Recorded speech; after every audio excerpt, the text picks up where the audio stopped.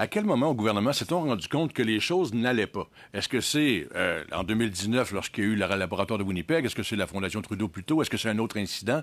Qu'est-ce qui a été le tipping point, là, le point de bascule qui vous a fait dire, écoutez, on n'est plus dans les années roses, là?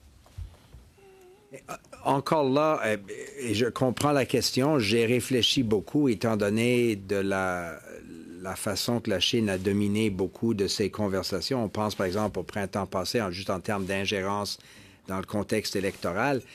Moi, je souscris à ce que David vous a dit en termes de l'arrivée de l'actuel leader chinois, Xi Jinping, et la façon que j'ai compris comment il a structuré l'appareil gouvernemental en termes d'influence à travers le monde pour s'assurer que ce soit économique ou militaire, la puissance de la Chine. Mais encore là, c'est une bonne question à demander à un expert de la politique étrangère. Non, ben, je m'excuse de vous interrompre.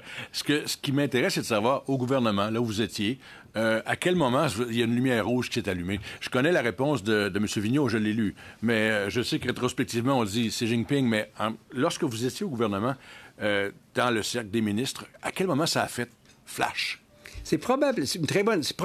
Puis encore là, moi j'étais ministre des Pêches ou j'étais ministre des Affaires intergouvernementales, alors je touchais pas précisément ce genre de questions, mais si je pense aux conversations avec mes collègues, c'était pas un moment précis où il y a eu comme un flash, c'est une série de circonstances, on pense, tu sais, aux deux Michael qui ont été détenus d'une façon totalement arbitraire et illégale.